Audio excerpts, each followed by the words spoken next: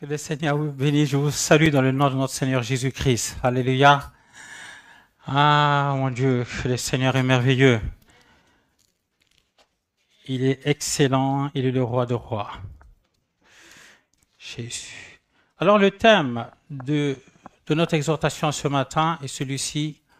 Prends courage, mon enfant. Prends courage, mon enfant. Ce matin, mes bien-aimés, je voulais lire avec vous une histoire que nous connaissons déjà. Une histoire qui nous est rapportée par 3 évangiles. C'est au Matthieu 9, 2 à 8 et dans Marc, au chapitre 2, de 3 à 12. Et le livre de Luc, l'évangile de Luc au chapitre 5. Voyez-vous, si Dieu permet que les choses soient écrites en plusieurs fois, c'est que ces choses sont très importantes. Et d'ailleurs, mes bien-aimés, il est écrit dans le livre de 1 Corinthiens, au chapitre 13, au verset 1, que toute parole sera fondée sur la bouche de 2 ou 3 témoins. Et voyez-vous, le chiffre 3, dans le langage biblique, est une grande importance. Amen. Alors que ce récit nous parle encore ce matin, nous voulons tirer quelques renseignements par rapport à ce récit. Alors nous allons lire l'évangile de Luc. Nous allons lire cette histoire, l'évangile de Luc au chapitre 5.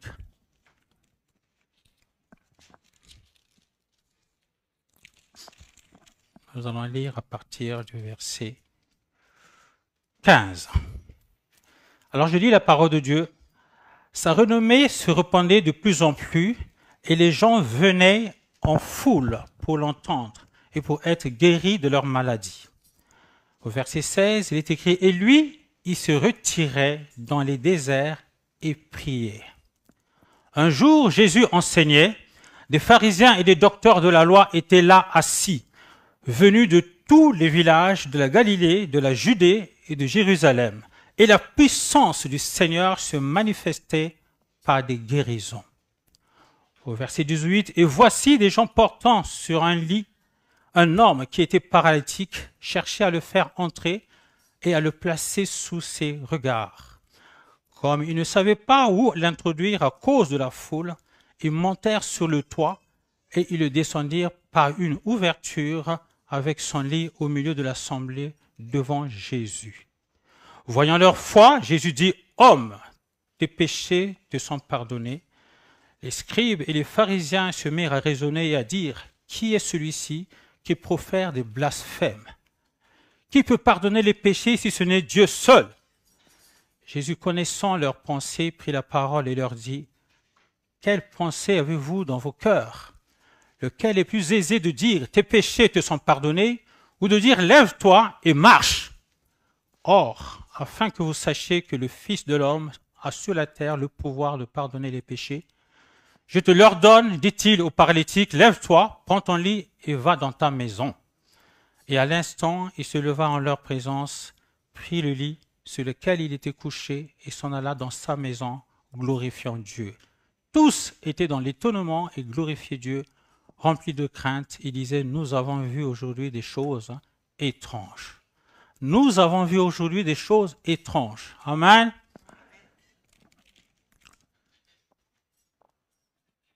Ce récit commence par « Sa renommée du Christ se répandait de plus en plus et les gens venaient en foule pour l'entendre et pour être guéris de leur maladie, mes bien-aimés. » Les gens pouvaient rester des heures et des heures pour l'entendre. Alors, à croire que Jésus-Christ était un bon orateur. Jamais homme n'a parlé comme cet homme, reconnaissait les huissiers. Cela est écrit dans Jean 7, 46. Oh, la beauté et la grandeur de Christ apparaissent dans sa parfaite humanité, car il est entré dans ce monde comme un homme humble parmi les pauvres. Alors, la première remarque que nous pouvons tirer dans ce récit, c'est que Jésus nous écrit, Jésus se retirait dans le désert pour aller prier. Et pourquoi aller prier? Il allait prier pour être en communion avec le Père, mes bien amis. Et que cela aujourd'hui, ce matin, soit notre partage. être en communion avec Dieu. Oh, il est écrit dans 1 Thessaloniciens 5, 17, « Priez sans cesse ». C'est dépendre du Père et être en communion avec lui à chaque instant. Bien-aimés, nous chrétiens, la prière qui devait être en nous, que nous devons considérer comme la respiration. Nous ne pouvons pas nous en passer de respirer. À chaque fois, nous avons besoin de respirer. Et comme une respiration, la prière doit être comme une respiration. Donc à chaque instant, nous devons chercher la communion de notre Seigneur Jésus-Christ. Nous devons être en intimité avec lui. Nous devons chercher sa face à chaque instant et à tout moment.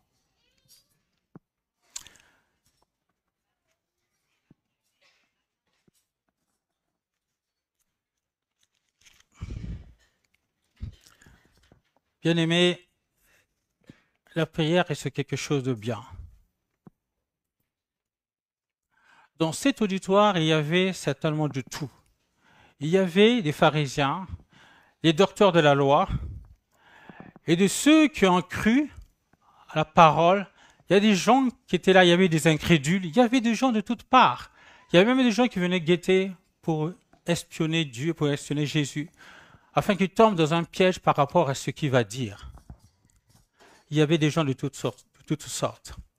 Il est écrit dans cet auditoire, il y avait de la puissance du Seigneur qui se manifestait par des guérisons, mes bien-aimés. À chaque fois qu'il parlait, il parlait tellement, et ce qu'il disait, ça restait. C'est-à-dire que les gens étaient tout unis. Tout oui pour parler, pour entendre, pour capter ce qu'il disait. Et quand il enseignait, des miracles se produisaient, les guérisons se manifestaient de toutes parts. Alléluia. Bien-aimés, nous pouvons remarquer dans ce récit aussi que la Bible nous parle du paralytique. Or, qui dit paralytique, c'est une personne qui est atteinte d'une paralysie. Et on peut prendre comme synonyme une personne qui est extropiée, une personne hémiplégique, une personne grabataire, impotent, infirme, quelqu'un qui est immobilisé, quelqu'un qui est rendu inactif. Il était emmené par 4 hommes, mes bien-aimés. Je ne sais pas pour vous, mais en général, il y a toujours quelqu'un qui t'amène au Seigneur. Je me rappellerai toujours de la personne qui m'a mené au Seigneur, alors qu'on était dans le sud de la France.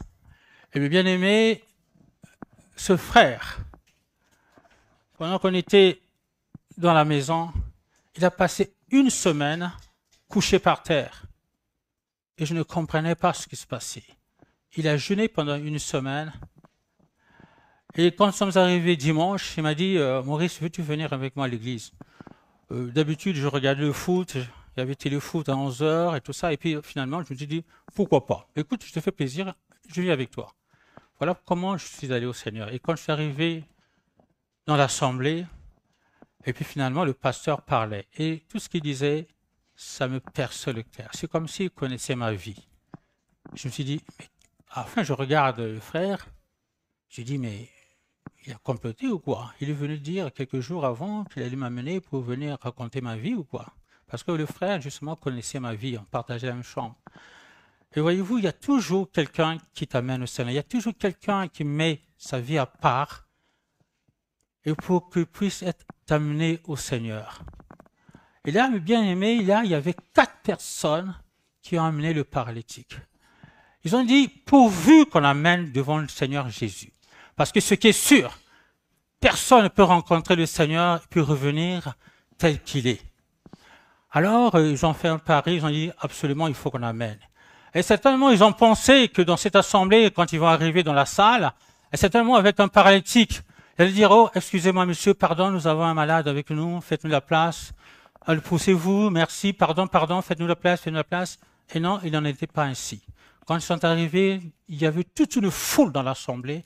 Impossible de pouvoir s'introduire. Encore mieux, impossible de pouvoir introduire un paralytique qui est sur un brancard. C'est compliqué. Alors ils ont fait le tour, ils n'ont rien trouvé. Impossible. Ils ont juste trouvé une ouverture sur le toit. Et ils ont dit, nous ne pouvons pas passer cette occasion. Alors ils sont passés sur le toit et ils ont glissé le lit, le paralytique. juste devant le Seigneur. Alléluia. Oh, de nos jours, en fait, ça nous arrive souvent, hein, n'est-ce pas? Et ils auraient pu dire, ces 4 personnes, écoute, comme il n'y a personne, on ne peut pas accéder, il y a tellement la foule, mais écoute, hein, on remet ça au lendemain, il y aura peut-être d'autres occasions. Et non, ils n'ont pas fait ça. Ils ont persévéré, mes bien-aimés. Ils ont dit, aujourd'hui, c'est aujourd'hui. Il faut absolument que ce paralytique puisse être visité par Jésus-Christ. Alléluia.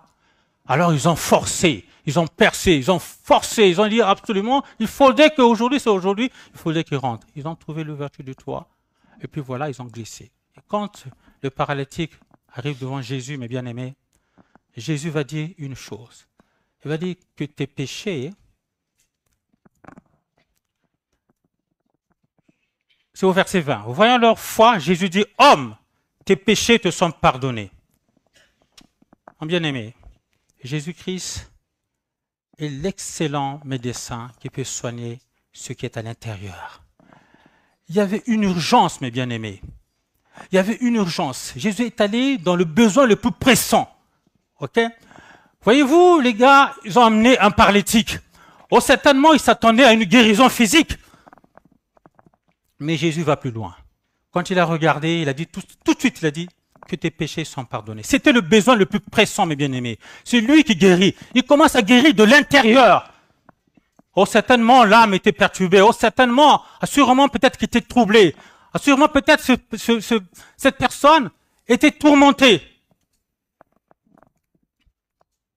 Vous savez, il est écrit, quand l'âme est malade, le corps l'est aussi. Et Jésus-Christ a commencé à guérir ce qui est à l'intérieur. Il a dit que tes péchés soient pardonnés, que ton âme soit guérie. Il a commencé à guérir d'abord ce qui est à l'être intérieur. Et après, il a dit, lève-toi et marche. Alléluia. Lève-toi et marche. Contrairement aux scribes et les pharisiens, mes bien-aimés, qui se mettent à raisonner. Oui, 2 fois, il nous arrive de raisonner. C'est pas possible, mais enfin, c'est pas normal, quoi. Attends, on lui amène quelqu'un, au lieu de le guérir tout de suite, il commence, les péchés sont pardonnés, mais qu'est-ce que ça a à voir? Attends, ce que nous voulons, c'est la guérison, quoi. Ça, voyez-vous, nous sommes toujours amenés à raisonner, raisonner. Mais avec le Seigneur, on ne raisonne pas. Il est souverain. Et quand il dit quelque chose, cela s'accomplit, mes bien-aimés. Aucune ombre d'un doute. Qui peut pardonner les péchés si ce n'est Dieu seul? Voilà comment ils murmuraient les gens. Mais le Seigneur, connaissant leurs pensées, il va leur dire, mais qu'est-ce que vous miroitez? Mais qu'est-ce que vous mijotez là? Quelle pensée avez-vous dans vos cœurs? Lequel est plus aisé de dire, tes péchés te sont pardonnés, ou de dire, lève-toi et marche? Mon bien-aimé, il a conclu que Jésus-Christ est le Seigneur, il est le roi de rois. Nous avons chanté le roi de rois. Il est le Seigneur. Il a dit, mais je connaissais la malice qu'il y a dans vos cœurs. Je connais la malice qu'il y a dans vos cœurs. Vous êtes en train de murmurer. Mais qui est-ce qui est le plus aisé de dire que tes péchés te sont pardonnés? Lève-toi et marche. Et la parole s'est accomplie, mes bien-aimés. Le paralytique a pris son brancard. Il s'est mis à marcher. Et la parole nous dit qu'il est parti joyeux, glorifiant Dieu. Rien ne peut arrêter la parole de Dieu. Il est merveilleux. Il dit, comme ça, afin que vous sachiez que le Fils de l'homme a sur la terre le pouvoir de pardonner les péchés, je te leur donne, dit-il au paralytique, lève-toi, prends ton lit et va dans ta maison. Et à l'instant, il se leva en leur présence, il prit le lit sur lequel il était couché, il s'en alla dans sa maison, glorifiant Dieu.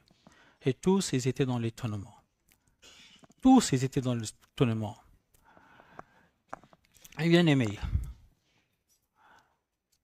nous pouvons remarquer dans ce récit, mes bien-aimés, que Jésus-Christ est l'excellent médecin. Il est le véritable. Il est le médecin en excellence. C'est Jésus qui guérit. Or, je ne sais pas, mon bien-aimé, si tu es tourmenté, en ce moment, si tu es découragé, si tu es désemparé, dis-toi bien que le Seigneur peut venir à ton secours. Il est le médecin par excellence.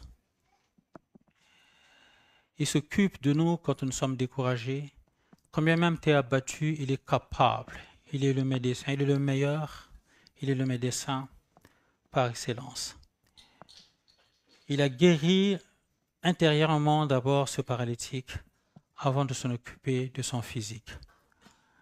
Comme il est écrit, prends courage mon enfant. Et ça, il est écrit dans Matthieu au verset 9, comme je vous disais, c'est dans 3 évangiles que c'est marqué. Et nous pouvons lire en même temps dans Matthieu au chapitre 9,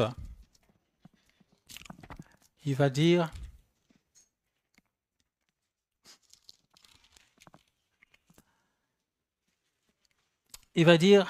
Or, afin que vous sachiez que le Fils de l'homme a sur la terre le pouvoir de pardonner les péchés, lève-toi, dit-il au paralytique, prends ton lit et va dans ta maison. Et il se leva et s'en alla dans sa maison. Quand la foule vit cela, il fut saisi de crainte et elle glorifia Dieu qui a donné aux hommes un tel pouvoir. Je crois que c'est là. Ah oui, c'est là. Non, c'est là. C'est le verset 2 que je voulais lire. Et voici, on lui amena un paralytique couché sur un lit. Jésus, voyant leur foi, dit au paralytique, prends courage, mon enfant, tes péchés sont pardonnés.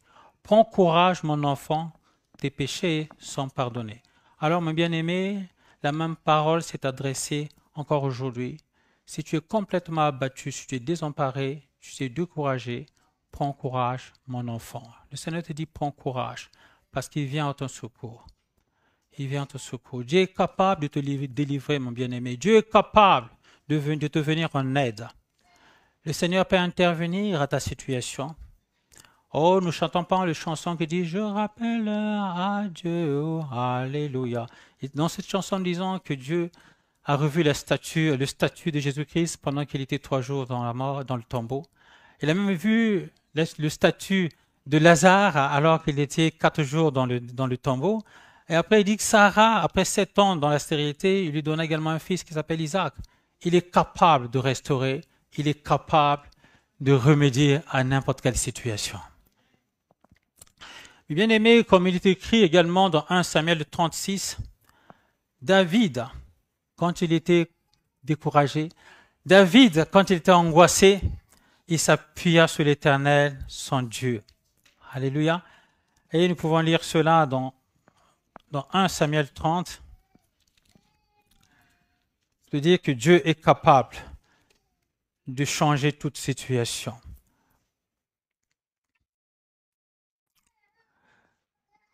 C'est dans 1 Samuel, chapitre 30, et je vais lire au verset 6.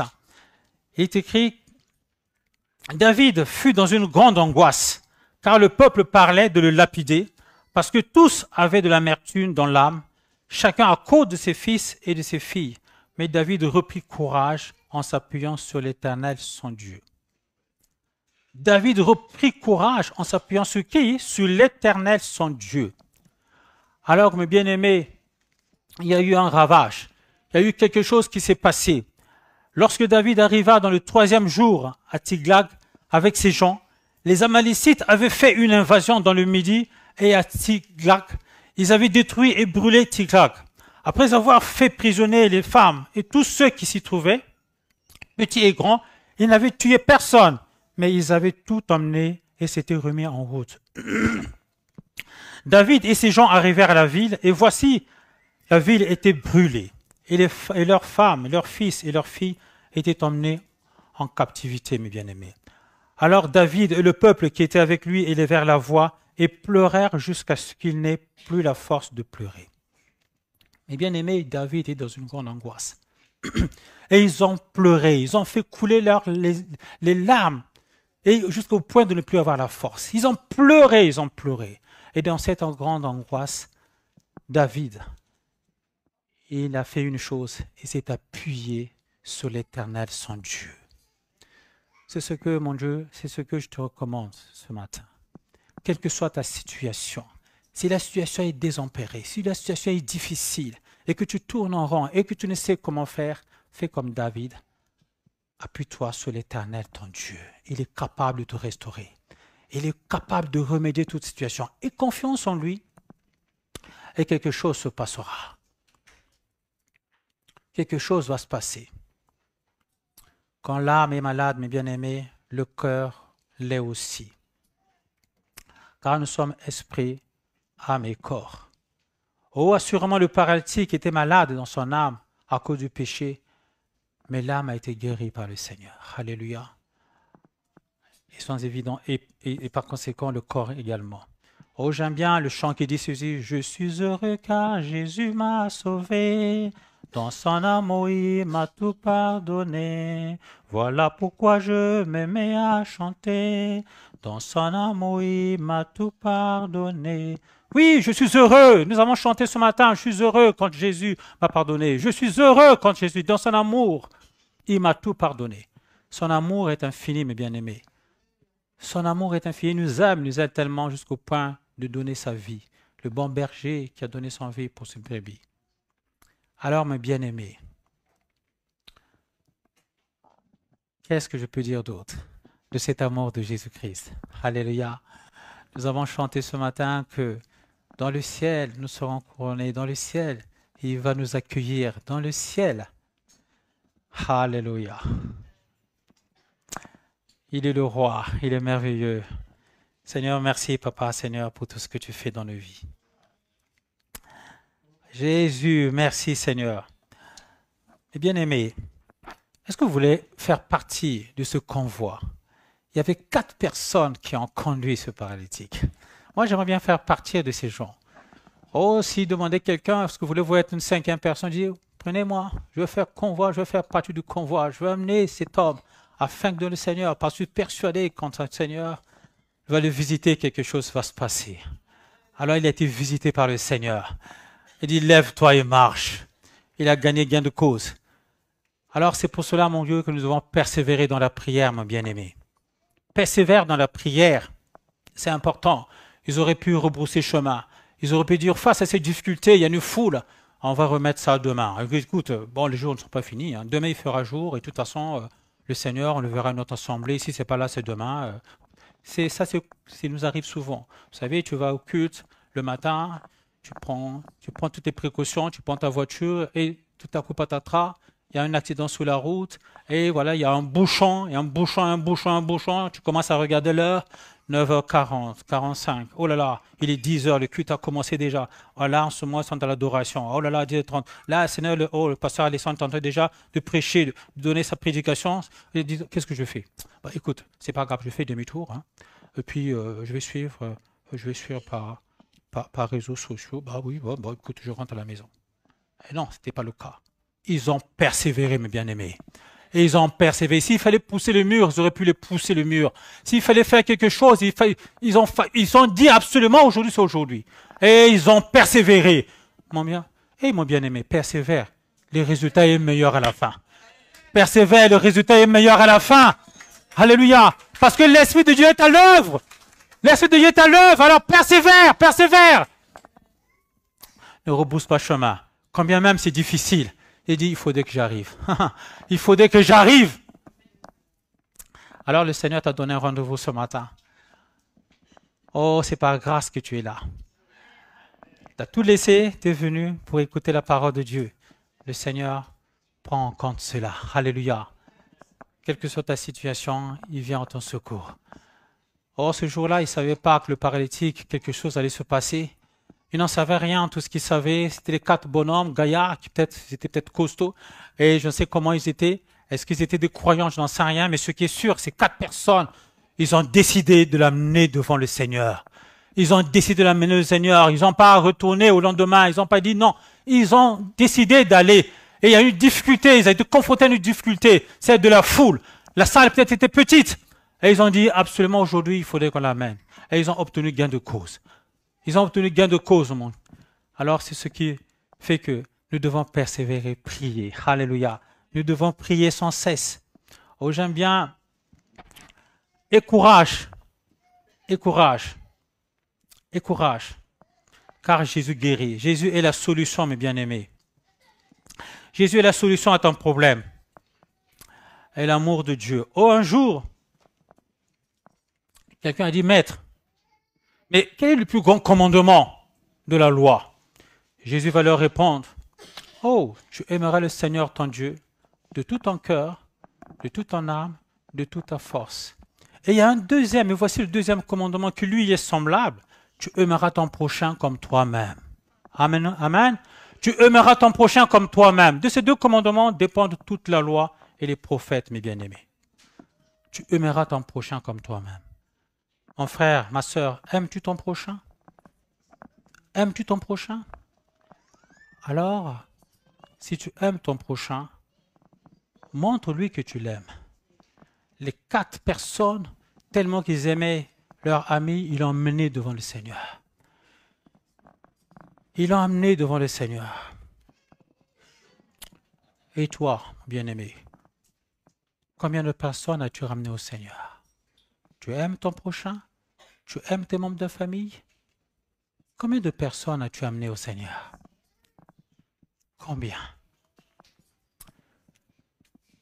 Voyez-vous, il y a un couple et éventuellement il y avait la sœur, c'était une fervente, une servante du Seigneur. Il priait tellement, matin, le soir, il priait. Et le mari, il était un inconverti. Il dit, ni Dieu ni maître. Non, non, non, non, je te laisse ma femme, je t'aime tellement, je te laisse toute la place, tu peux prier, je ne te dérange pas. Quand tu pries, dis-moi tu pries, je ne vais pas t'embêter. C'est ce qui se passait, il vivait comme ça. Et la sœur priait. Il prenait le temps, il cherchait la face de Dieu, il priait, il priait. Et son mari ne voulait rien entendre. Il n'avait qu'à faire de la prière. Il n'avait qu'à faire la prière. Quand il mettait à table, la femme commençait à rendre grâce, le mari regardait. Il dit, moi je te respecte, mais moi ne me demande pas de prier. C'est pas mon affaire. C'est pas mon affaire. Et chaque fois, la sœur priait, priait afin que son mari soit converti. Il priait. Et un jour, son mari, juste pour la taquiner un peu, alors il va dire quelque chose. Ma chérie, je t'aime tellement, mais tu peux me faire plaisir. Veux-tu venir avec moi au cinéma? Oh, sa femme. Elle dit, oh Seigneur, c'est l'occasion ou jamais. Je vais saisir cette occasion. Alors, qu'est-ce qui va se passer? La femme a dit, ok, chiche, je suis d'accord. Mon chéri, je suis d'accord, je viens avec toi au cinéma. Mais, à une condition. Je viens avec toi au cinéma et dimanche, tu viens avec moi à l'église. Oui, oui, oui, ok, d'accord, d'accord, d'accord. Et le mari était tout content, il a gagné gain de cause, il s'est dit, ça y est, je vais décrocher du Seigneur ma femme, je vais aller au cinéma, et puis voilà, c'est bon. Pour une fois, il va décrocher cette affaire. Et les jours passent, et puis il vient le voir, mais finalement, j'ai bien réfléchi. Je viens avec toi à l'église, mais je vais fermer les oreilles. Je vais fermer les oreilles. La femme a dit, c'est pas grave, pourvu que tu viennes à l'église. Que tu fermes les oreilles, c'est pas grave, viens à l'église.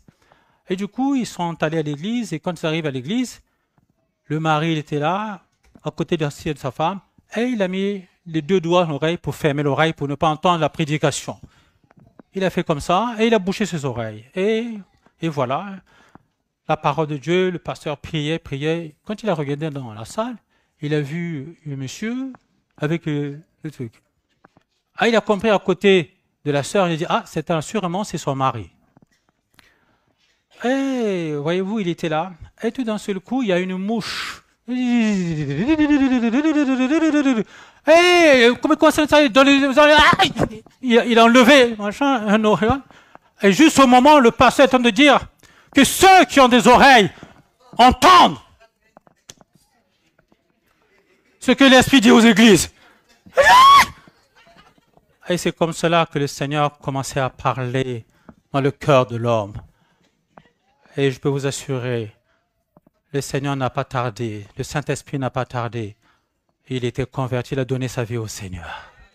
Amen, amen. Il a donné sa vie au Seigneur.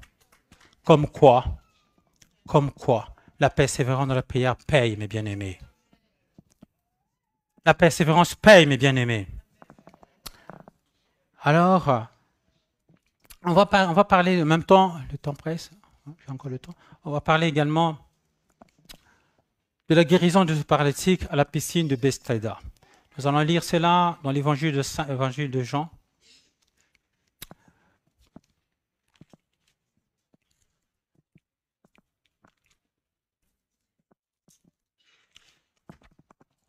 Évangile de Jean, le chapitre 5.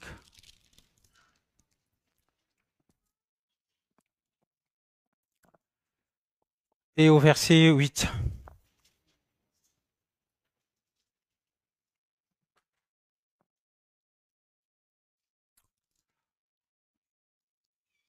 Non, c'est pas là. Ah oui, Jean 5, au verset 8. Alors, je lis la parole de Dieu.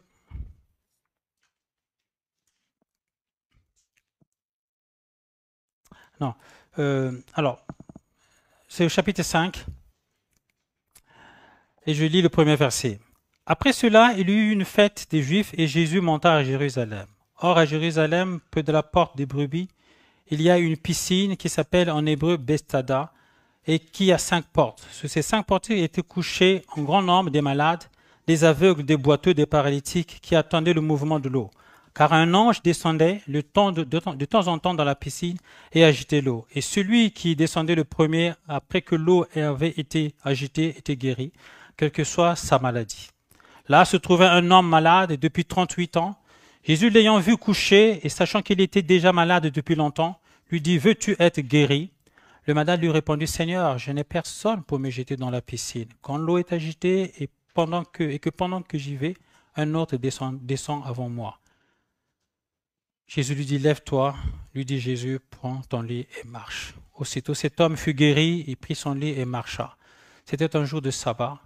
Les Juifs dirent donc à celui qui avait été guéri, « C'est le sabbat, il ne t'est pas permis d'emporter ton lit. » Il leur dit, « Celui qui m'a guéri m'a dit, prends ton lit et marche. » Amen.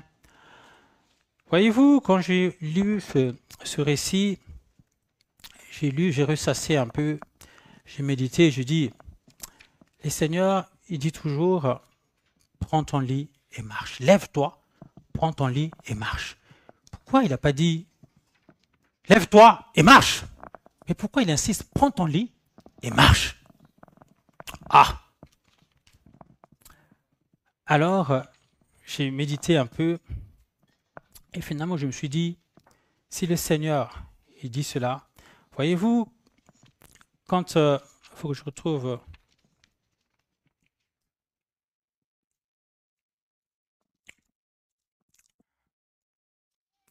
prends ton lit et marche. Voyez-vous, je résume, c'est pas grave. Il dit prends ton lit et marche. Bien aimé, quand vous voyez-vous, la personne était malade, elle était dans sa souffrance. Avant qu'il n'ait rencontré Jésus-Christ, il était dans sa souffrance. Il était malade. Il nous a dit qu'il était paralytique. Et il avait envie de se jeter dans la mer. À chaque fois, l'ange agitait l'eau. À chaque fois qu'il mouvait l'eau, il voulait s'agiter. Mais il a été impotent, impossible de lui-même de pouvoir jeter. D'autant plus quand il résolut dans son cœur de pouvoir se jeter, il y avait toujours quelqu'un qui descendait avant lui. Et donc, il n'y avait personne. Avant lui, c'est le brancard qui lui emportait. Là où il y avait le brancard, lui aussi, il était là. Il était couché sur son brancard. Donc, c'est le brancard. Avec le brancard, ils étaient comme ça, collés. Ils ne pouvaient pas s'en passer de son brancard. Mais quand Jésus est passé par là, quand la main de Jésus est passée par là, il a été guéri. Il a dit, prends ton lit et marche. Et en fait, prends ton lit et marche. Désormais, c'est lui qui portait maintenant le brancard. Alors qu'avant, c'était le brancard qui le portait. Mais maintenant, c'est lui. Il devenait un homme actif, mes bien-aimés. Comme un sursaut de vie. Il reprenait gain de cause. Et maintenant, c'est lui qui prend le brancard. Alors qu'avant, c'était le brancard qui l'emportait. Maintenant, c'est lui qui prend le brancard. C'est comme un sursaut de vie. Maintenant, il emporte. Et on peut considérer également comme une mission. Oh, assurément, ce type qui est passé, qui a eu du vécu, qui a eu cette expérience-là, certainement, il était beaucoup plus sensible, il a beaucoup plus de compassion. À travers ce brancard, il pouvait faire de grandes choses. À travers ce brancard, il pouvait aider les gens. Il pouvait aider les gens. Alors, prends ton lit et marche. Ce brancard qui te traînait, maintenant c'est toi. Alors cet homme, il pouvait s'exprimer, il va être un homme résolu. Il pouvait avoir des projets de vie. Désormais, alors qu'avant, il ne pouvait pas. Il était omnipotent, il n'y avait rien. Il était malade, il ne pouvait rien faire. On ne pouvait lui donner qu'à manger, l'habiller, lui faire sa toilette, les soins d'hygiène. Il ne pouvait pas le faire, c'est quelqu'un d'autre qui le faisait. Mais désormais, il dit, brancard, tu m'as suffisamment amené, maintenant à mon tour de te porter. Alléluia. Amen. Prends ton lit et marche. Alors, le Seigneur nous envoie à une mission. Une mission, mes bien-aimés. Il dit, faites des nations des disciples. Alléluia. Nous sommes appelés, mes bien-aimés, à parler de la bonne nouvelle. Parler de ce que le Seigneur a fait pour toi. Annoncer l'évangile, la bonne nouvelle. Est-ce que le Seigneur n'a rien fait pour toi? Tu es là dans cette salle, le Seigneur n'a rien fait pour toi? Oh, assurément, le Seigneur a fait quelque chose pour toi. Alors parle, témoigne, parle de l'amour du Christ. Parle de l'amour du Christ. Tu aimeras ton prochain comme toi-même. Alors va, parle du Christ. Lève-toi, agis et marche. Parle de Jésus-Christ. Bien-aimé, une mission nous est donnée. Celui d'aller annoncer la bonne nouvelle. Témoigne de l'amour de Christ, en fait, c'est rien du tout. Oh, je m'en souviens encore. Il y a un pasteur qui disait que lui, alors il marchait, il roulait dans sa voiture et il va prendre un auto-stoppeur, c'est ça qu'on dit? Voilà. Et donc, du coup, quelqu'un lui arrête et il dit, monsieur, s'il vous plaît, vous pouvez m'amener à telle ville. Il n'y a pas de problème. Le pasteur dit, écoute, il ouvre la portière, il rentre. Et le gars, c'était un pêcheur de poissons. Il dit, mais qu'est-ce que vous faites dans la vie? Ah, mais moi, je suis un pêcheur de poissons. Ah, vous pêchez, hein, d'accord. Le pasteur dit, oui, c'est vrai, moi aussi, je suis un pêcheur, mais un pêcheur de gros gibier. Alléluia. Un pêcheur d'hommes. Alléluia. Veux-tu être ce pêcheur d'hommes, bien-aimé? Lévi était là en train de travailler. Le Seigneur a dit, laisse tout ce que tu vis, viens, suis-moi. Viens, suis-moi. Je ferai de toi un pêcheur d'hommes. Mon bien-aimé, nous sommes appelés à parler de l'amour du Seigneur. Nous sommes appelés à ramener des gens. Ce n'est pas nous qui convertissons. Nous n'avons pas la capacité. Mais le Seigneur nous demande tout simplement de conduire. Amène quelqu'un à l'Assemblée de Dieu. Amène quelqu'un dans l'Église. Parle-lui de l'amour de Dieu. Amène-lui. Le reste, ce n'est pas ton problème. Le Saint-Esprit fera le reste. Toi, ce qu'il te demande, c'est d'accomplir cette mission. Cette mission de dire, mon voisin, bonjour mon voisin, ça va, vous allez bien? Que faites-vous dans la vie? Voulez-vous m'accompagner demain à l'église? C'est ça. L'église. Ah bon? Vous partez? Mais quelle église? Ah ben, je peux venir avec toi. Ok, d'accord, viens avec moi. Amène quelqu'un à l'église. Amène-lui. Mon bien-aimé, il y a des sacrifices à faire, mais ce sont de bons sacrifices. Je bénis toujours le frère qui m'a mené à l'église. Lui, il a passé une semaine par terre. Moi-même, je commençais à me dire, mais là, il abuse. Hein. Alors, non seulement il prie, il chante tout le temps, et c'est que non, avec ma petite religion, là, je viens de la religion catholique, tranquille, notre Père qui est aux cieux, tu cites 10 fois, tu vas voir le curé, et puis tu vois, j'ai péché, écoute, va réciter 10 fois notre Père, 20 fois notre Père, et puis ton péché sera pardonné. Moi, je sortais de ce concon-là, j'étais tranquille, je pouvais aller jouer au foot, je pouvais faire tout ce que je veux. Tout ce que je fais, c'est que le vendredi soir, je m'en vais voir le curé, et puis voilà, je vais confesser, et quand je vais confesser, il me dit, va. Et en général, c'était vite fait. Je ne finissais même pas. Notre Père qui a tout ça, notre Père qui a tout ça une fois, notre Père 3 fois, 10 fois, hop, je suis parti. Mes péchés sont pardonnés. Je sortais de ce concon-là. Et quand j'arrive, je partage la maison avec un frère, et puis lui, il se met à prier, il lit la parole de Dieu. Vous savez, non, je trouve que c'est pas possible. Là, il en fait trop. Avant de manger, il prie, ils sont fermes, ils prient, ils chantent. Je trouvais que vraiment, mais c'est pas possible. Mais comment quelqu'un, il n'a même pas de vie, ce gars-là. Mais il est bâillonné, il est frustré, quoi. On peut parler rien d'autre. Le foot, on peut pas parler de foot avec lui. L'actualité, impossible. Abonné absent. Mais enfin, voyez-vous, quand vous partagez une chambre avec une personne comme ça, tout de suite vous dites, non, il est spécial. Non, il est ailleurs. Il est complètement foiré, ce gars. Je me disais, mais pourquoi il prie autant? Enfin, il abuse. Maintenant, il est par terre. Et je ne savais pas que c'était pour moi qui faisait ça. Je dis, mais là, trop, c'est trop. Là, c'est trop. Mon frère, il y a un prix à payer, mes bien-aimés. Mais le résultat est fantastique. Le résultat est fantastique. Parce que pourquoi? Mais parce que l'Esprit de Dieu est à l'œuvre. Parce que le Saint-Esprit est à l'œuvre. Tout ce que tu demandes, c'est accomplir cette mission. Amène-lui. Amène-lui. Parle-lui. Amène-lui. Le reste, c'est pas ton problème. Le Saint-Esprit fera le reste. Alors voyez-vous, cette servante du Seigneur, cette femme, il avait prié longtemps, il avait prié pour que son mari soit converti. Impossible. Il a fait tout impossible, il a fait ceci, rien. Mais il y a un tout pour tout. Amen. Il y a un temps pour tout. Dites, il y a un temps pour tout. Eh bien, frère, ce jour-là, il a voulu badiner avec le Seigneur. Il a voulu plaisanter avec le Seigneur. Pour taquiner, j'ai dit, écoute, viens avec moi au cinéma. Oh, oh, oh. Il ne savait pas qu'il avait ouvert une porte. Il ne savait pas que quelque chose allait se passer. Il aurait fallu se taire. Mais il a dit, viens avec moi. Il a voulu badiner avec le Seigneur. Non, badine pas avec le Seigneur. À un instant, il en a profité de cette occasion. Oui, ok, je viens avec toi au Seigneur. Ok, je vais au cinéma. Mais à une condition. Tu viens avec moi à l'église. Il y a eu un deal qui s'est fait. Il y a un deal qui s'est fait. Il ne pouvait pas s'échapper, c'est fini. Alors le Seigneur l'attendait que là. Et quand il est venu à l'église, c'est comme si le Seigneur l'avait fixé un rendez-vous. Et le Seigneur, le Saint-Esprit a fait le reste. Ta mission, mon frère, c'est de parler du Seigneur, de parler de l'amour de Dieu, de parler du Seigneur. C'est plus simple de parler de ton vécu, de ce que le Seigneur a fait. Et moi, je pense que quand tu vas parler de l'amour, c'est compliqué. Mais vas-y, parle du Seigneur, de ce que le Seigneur... Le Seigneur n'a rien fait pour toi. Ah là là là là. Le Seigneur ne t'a pas encore mis dans un désert. Lui qui est le roi de rois, le Seigneur Jésus-Christ, il partait dans le désert, pourquoi? Pour aller prier. Frère, rentre dans ta chambre, ferme-toi dans ta chambre. Cherche la face de Dieu. Dans le lieu secret, il te parlera. Dans le lieu secret, il te visitera. Il t'enseignera. Dans le lieu secret, il te dira ce que tu dois faire. Quoi? Ta femme n'est pas encore convertie? Oh! Va dans le lieu secret. Prie. Le Seigneur, dans ce lieu, il te rencontrera. Il te donnera la stratégie, comment faut-il faire? Il fera le reste. Ta mission, mon frère, ma soeur, c'est d'aller, lève-toi et agis. Et je terminerai par un verset, il y a un verset que j'ai noté, et qui est bien, qui m'a fait du bien, ce verset, c'est dans Chroniques 1, 22, 16. Lève-toi et agis, et que l'Éternel soit avec toi. Que l'Éternel soit avec toi. Alléluia. Que le Seigneur soit avec toi. Que le Seigneur soit avec toi. Lève-toi et agis.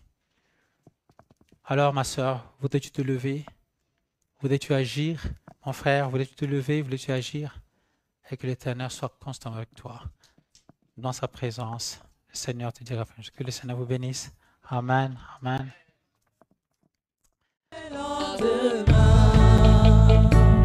Sont assurés entre ses mains, il tient ma vie pour ce temps et l'éternité.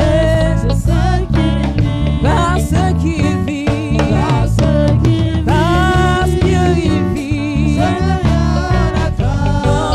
Non, non, non. Mes lendemains sont assurés